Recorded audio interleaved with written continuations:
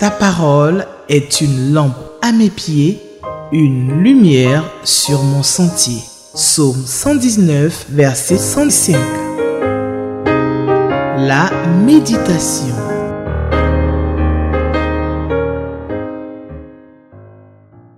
Nous sommes le lundi 14 avril 2025 et nous vous souhaitons la bienvenue à votre émission La Méditation. Alléluia, nous bénissons Dieu pour ce merveilleux jour qu'il a eu à faire et c'est un jour de joie. Nous sommes heureux pour ce temps de méditation parce que c'est toujours la joie lorsque nous nous retrouvons au pied du Maître pour apprendre de lui. Alors, ce jour, le Seigneur va nous instruire lorsque nous allons encore toujours avec le lecteur de la Bible que je tiens ici. Alors, selon donc le lecteur de la Bible, le passage qui sera l'objet de notre méditation ce jour est Matthieu 26, versets 69 à 75. Matthieu 26, versets 69 à 75. Alors, nous allons confier ce moment entre les mains du Seigneur. Père, nous voulons te dire merci parce que c'est à toi qu'appartient le vouloir et le faire. Et si nous sommes là encore ce jour, c'est parce que tu l'as permis. Et merci pour les vies que tu as renouvelées. Merci pour la nourriture, merci pour l'eau, merci pour tes bienfaits dans la vie de tes enfants qui se sont levés ce jour afin de pouvoir se nourrir de cette parole qui est la parole de Dieu. Remplis-nous de ta présence, remplis-nous de toi et remplis-nous de ton onction et fais-nous du bien tout au long de ce jour et que la gloire te revienne. Au nom de Jésus, nous avons prié. Amen. Alléluia. Alors, nous allons lire la parole de Dieu. Matthieu, chapitre 26, versets 69 à 75. Lisons la parole de Dieu. Cependant, Pierre était assis dehors dans la cour. Une servante s'approcha de lui et dit, « Toi aussi, tu étais avec Jésus le Galiléen. » Verset 70. Mais il le nia devant tous, disant, « Je ne sais pas ce que tu veux dire. » Comme il se dirigeait vers la porte, une autre servante le vit et dit à ceux qui se trouvaient là, « Celui-ci était aussi avec Jésus de Nazareth. » Il le nia de nouveau avec serment. « Je ne connais pas cet homme. » Verset 73. Peu après, ceux qui étaient là, s'étant approchés, dirent à Pierre, « Certainement tu as aussi de ces gens-là, car ton langage te fait reconnaître. » Verset 74. Alors il se mit à faire des imprécations et à jurer. « Je ne connais pas cet homme. » Aussitôt, le coq chanta. Verset 75. Et Pierre se souvint de la parole que Jésus avait dite. « Avant que le coq chante, tu me renieras 3 fois. » Et étant sorti, il pleura amèrement. Amen. Alléluia. Alors, ce texte, ce passage donc, peut être intitulé « Jésus abandonné de tous et régné. » Jésus abandonné de tous et régné. Alléluia. Voici donc le titre de cette portion de texte que nous allons donc méditer ensemble. En termes d'observation, nous voyons que ce texte peut être subdivisé en 2 parties.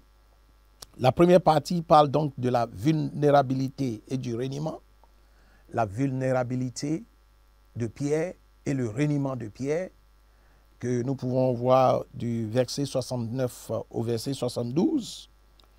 Et à partir donc du verset 73 au verset 75, nous allons voir que les masques de Pierre vont tomber et il sera désillusionné et il va donc entrer dans une phase de repentance.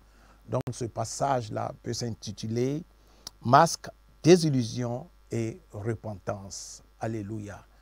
Alors, bien-aimés dans le Seigneur, il faut comprendre que ce passage est très riche en sens et en symbole, et même en signification. Parce qu'en fait, il traduit la réalité du disciple que je suis, que tu es mon frère, que tu es ma sœur.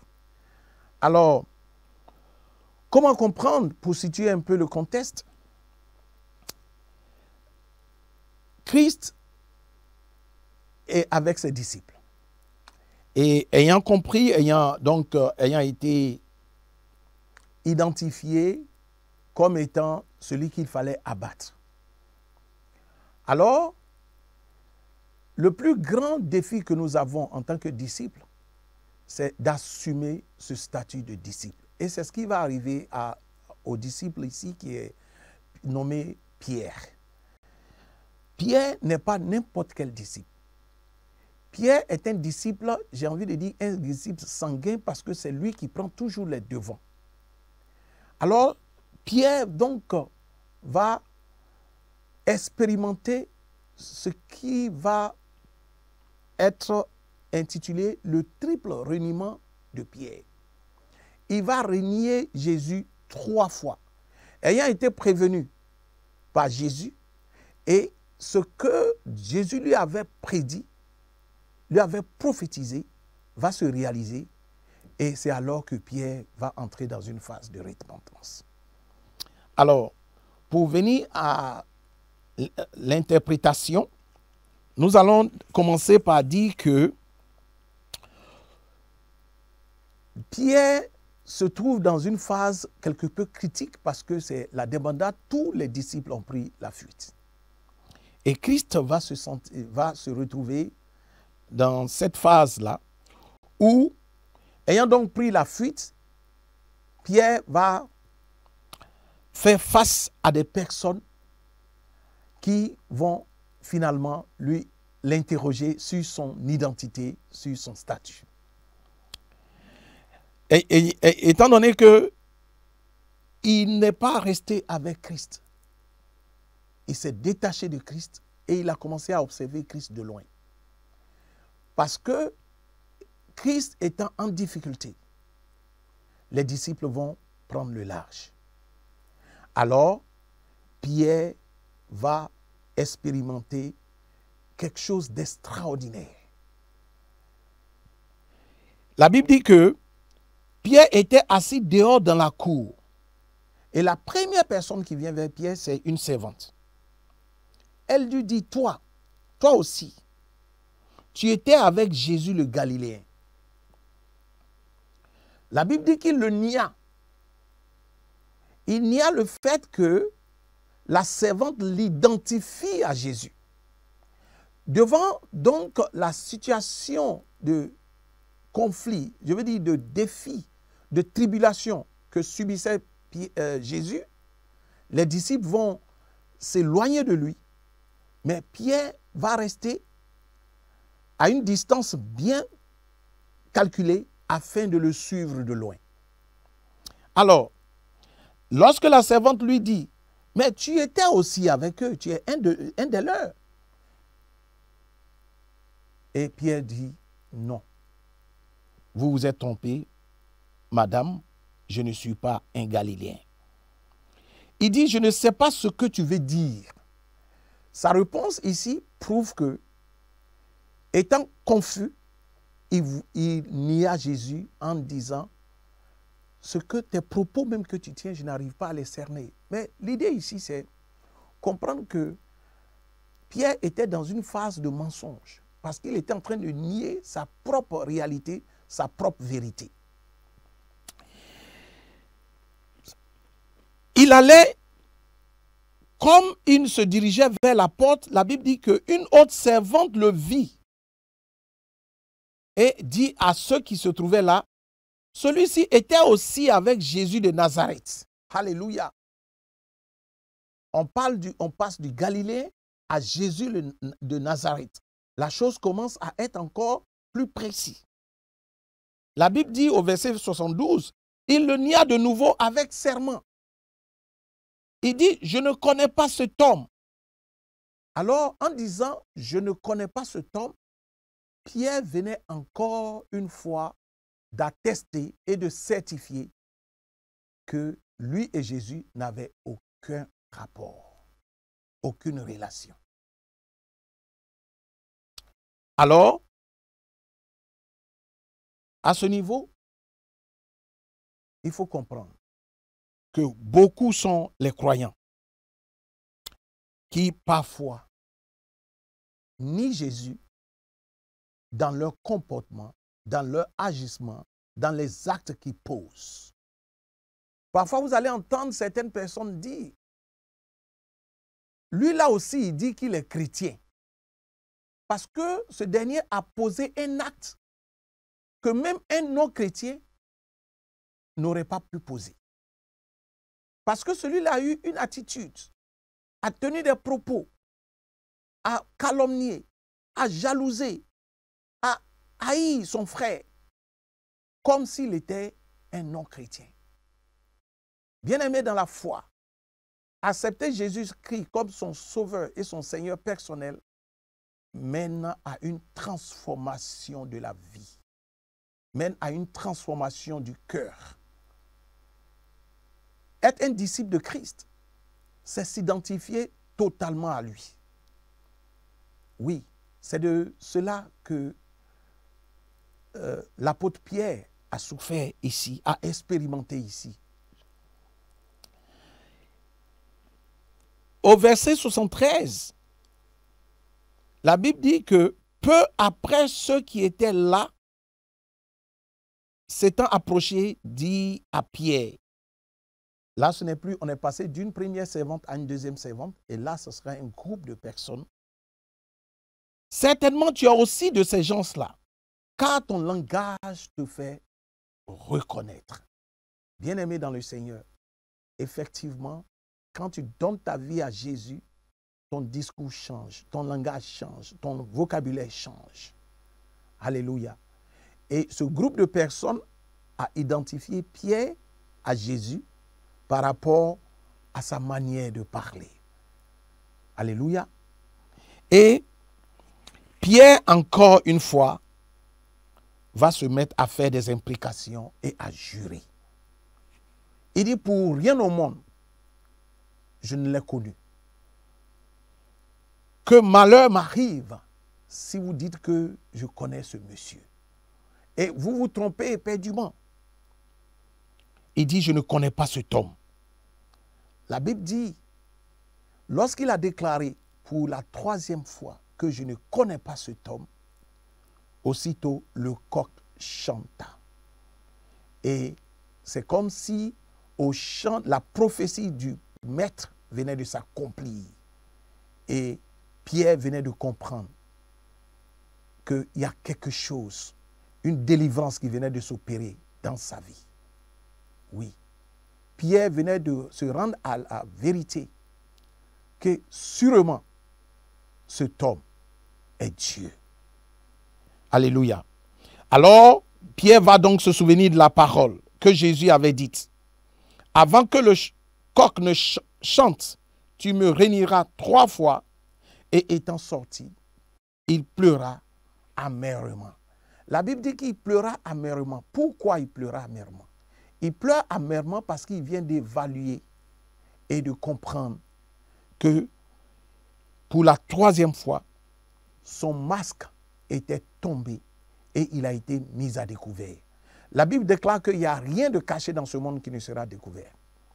Alors, il fit des imprécations, il jura, il refusa d'admettre, il refusa de se laisser découvrir à 3 reprises, comme pour certifier qu'il atteste, il certifie qu'il ne connaît pas Christ.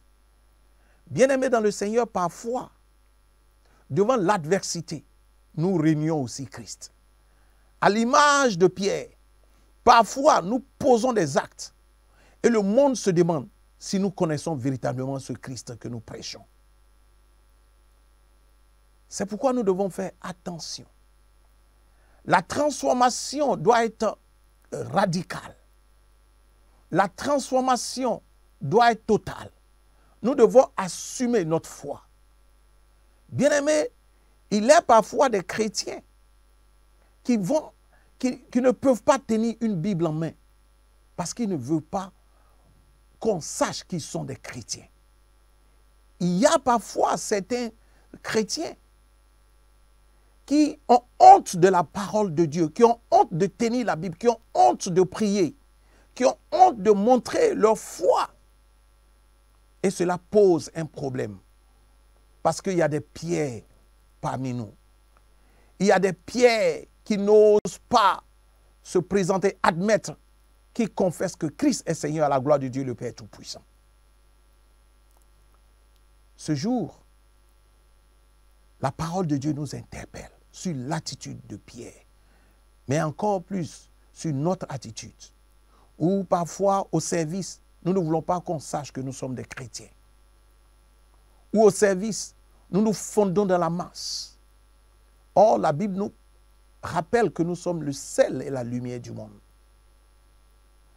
Oui, si nous sommes le sel et la lumière du monde, nous devons intervenir afin que notre lumière puisse luire. Alléluia. C'est de ça que la parole de Dieu nous parle encore ce jour. Pierre s'est défendu de toutes ses forces devant tous ses accusateurs, de la première servante à la deuxième servante jusqu'au groupe d'accusateurs. Et Pierre ira jusqu'à dire, je ne connais pas cet homme. De quoi me parlez-vous? Ce que vous me dites même, je n'arrive pas à cerner cela. Je ne vous comprends pas. Quel est le sujet? Quel est l'enjeu de cette question? Quand Pierre va donc se souvenir des paroles de Jésus, cela va faire fondre son cœur. Il va être ému et il va commencer à pleurer. Mais les pleurs, comme je le disais tantôt, étaient des pleurs de délivrance. Nous devons faire attention à notre manière de présenter Christ. Présenter Christ, c'est à travers notre attitude. C'est à travers notre réaction. C'est à travers nos actions. Et c'est ça le sacrifice de bonne odeur. Ce que Christ attend de nous, c'est que beaucoup de chrétiens sont à l'image de Pierre. Certains chrétiens sont à l'image de Pierre. Or, ce qu'ils devons savoir, c'est que beaucoup de non-chrétiens n'iront pas à l'église. Beaucoup n'iront pas dans les temples.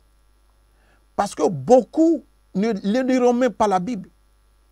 Mais ils liront la Bible au travers de notre vie. Ils iront à l'église au travers de notre vie. Et c'est notre vie qui sera comme une lettre qu'ils vont lire pour dire sûrement, le Dieu que c'est ce monsieur, que c'est cette dame, est un Dieu qui est vivant, qui est réel. Alors, nous devons faire attention à notre manière de vivre. Nous devons faire attention à ce que nous prêchons soit conforme à ce que nous vivons. Oui, ce que nous prêchons, Christ que nous confessons, doit être conforme aux actes et à notre attitude. Alléluia. Le croyant peut lutter parfois pour garder l'apparence devant les hommes, mais face à la vérité, il se rend et parfois il entre dans les pleurs. Oui, pleurer est bien pour le corps, mais pleurer de joie semble être meilleur à pleurer pour regretter le fait d'avoir échoué à présenter Christ au monde. Alléluia. Quand la chute arrive, la douleur, la honte qui en découle est grande. C'est ce qui a amené Pierre à pleurer. L'exemple de Pierre était donc un avertissement pour nous tous. Pour nous qui croyons que parfois nous sommes souvent invulnérables. Comment comprendre que l'apôtre Pierre, Pierre qui était à côté de Jésus, Pierre qui était disciple de Jésus, se rend ainsi vulnérable. C'est pourquoi nous devons aussi faire attention. Ne pas croire que nous sommes forts et que rien ne peut nous arriver. L'humilité doit être une valeur que nous devons célébrer. Nous devons faire attention pour ne pas croire que nous sommes invulnérables et trop sûrs de nous. L'apôtre Paul, d'ailleurs, nous interpelle et dit « Ainsi donc que celui qui croit être debout prenne garde de tomber. » Oui, que celui qui croit être debout prenne garde de tomber. Dieu nous interpelle encore ce jour afin que nous puissions réévaluer notre manière de présenter Christ aux autres, à ceux qui ne croient pas, aux païens, à ceux qui doutent encore, parce que c'est au travers de notre vie qu'ils vont donner leur vie à Jésus. C'est au travers de l'exemple que nous présentons qu'ils vont essayer de se convertir. 2 Timothée 2, verset 12 nous rappelle ceci. Si nous persévérons, nous régnerons aussi avec lui. Si nous le régnons, lui aussi nous régnera. Que cela ne soit pas notre partage au nom de Jésus. Nous devons persévérer à présenter Christ au monde. Nous devons persévérer à être le sel et la lumière de ce monde. Nous devons persévérer à être des modèles, tant au niveau du foyer, de la famille, qu'au niveau de la communauté, au niveau du service, au niveau de la nation. Être un modèle d'intégrité, un modèle d'honnêteté, un modèle de valeurs sûres et comprendre que voilà, c'est Christ que nous présentons et non nous-mêmes. Oui, savoir que nous devons persévérer et en faisant ainsi, en persévérant, nous rayonnons avec Jésus. Alors, voici ce que nous devons faire. Mais nous ne devons pas le régner, car si nous le régnons, lui aussi nous régnera. Que cela ne soit pas notre partage, mon frère. Que cela ne soit pas notre partage, ma soeur. Dieu nous aime. C'est pourquoi il nous interpelle à chaque occasion. Et ce jour, nous devons nous souvenir de ce que nous sommes tous des évangélistes. Nous devons présenter Christ à tout bon vouloir, à ceux qui sont prêts à nous entendre, mais aussi à toute cette multitude de personnes qui nous voient, qui nous écoutent, qui nous voient agir, qui nous voient réagir et qui nous assistent, qui sont comme des témoins, comme des acteurs et qui agissent. Que cela soit notre partage de pouvoir présenter Christ. Nous sommes dans la joie parce que nous savons que Dieu est avec nous. Quand Dieu est avec nous, qui peut être contre nous? Dieu nous aime et il ne veut pas perdre ses enfants que nous sommes. Et c'est pourquoi ce jour, il nous rappelle encore qu'il est bon de nous abandonner totalement entre ses mains parce qu'il a besoin de nous. Que nos vies soient des témoignages, que nos vies soient des lettres que d'autres liront et qui verront Christ au travers de nos vies.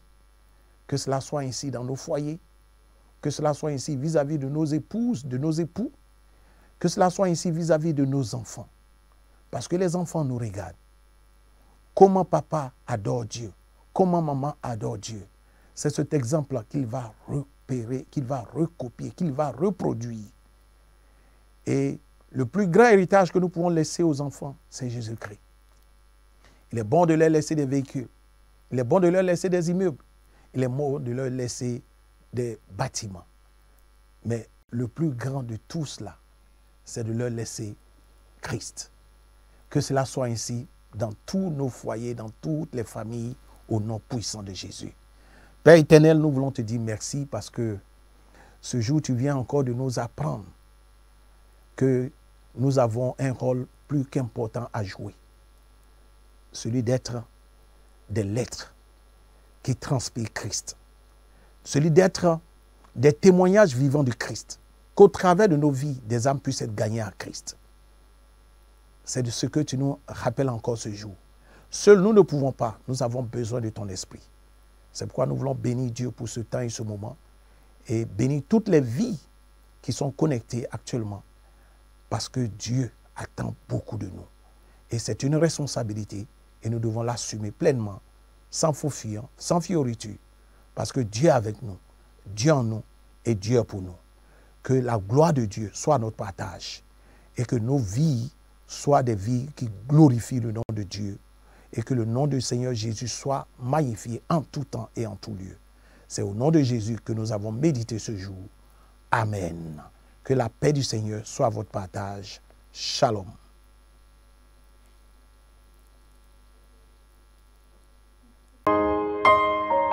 Ta parole est une lampe à mes pieds, une lumière sur mon sentier. Psaume 119, verset 105. La méditation.